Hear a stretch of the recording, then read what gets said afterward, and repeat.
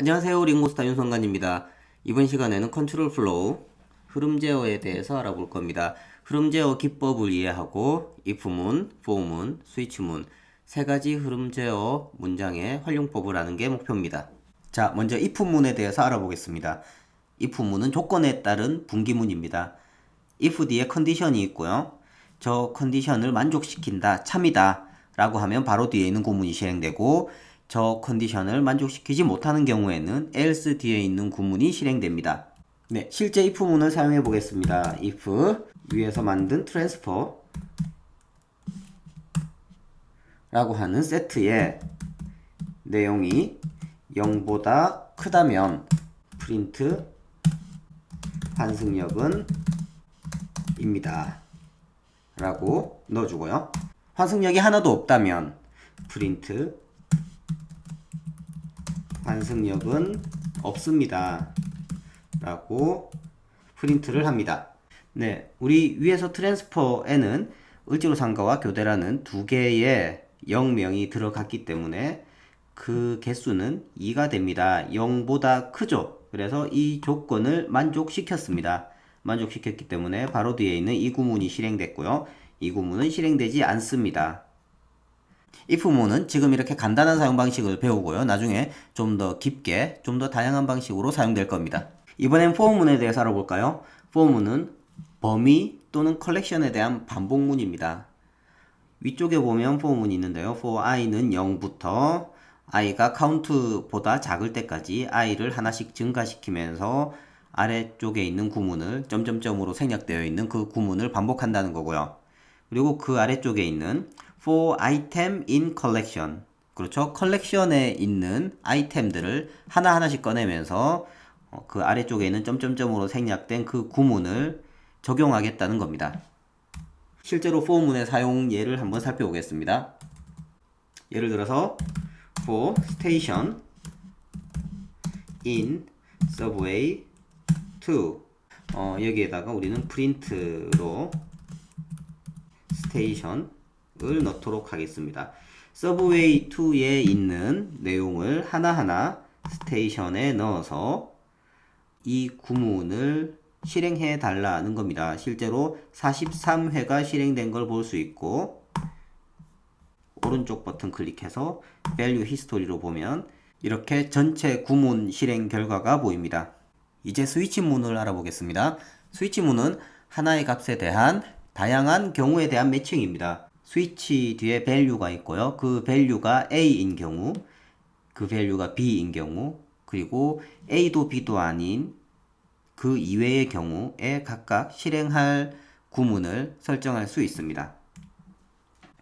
앞서 작성했던 room capacity라고 하는 딕셔너리를 가져와서 수용 인원에 따라서 서로 다른 설명문을 작성하는 코드를 스위치문으로 한번 만들어 보겠습니다. 먼저 for문을 사용할 거고요. room capacity, 저렇게 딕셔너리를 for문으로 돌릴 땐 튜플로 값을 받아올 수 있습니다. room name과 capacity. 자, 이렇게 작성을 하면 room capacity 안에 있는 키와 value의 쌍이 저렇게 room name과 capacity로 하나하나 들어가게 됩니다. room description 이라는 건 문자열로 일단 설정해 두고요. 네, let으로 설정했지만 그 바로 아래에서 그 내용을 채워내 놓은 경우에는 굳이 bar을 쓰지 않고 let을 사용할 수 있습니다.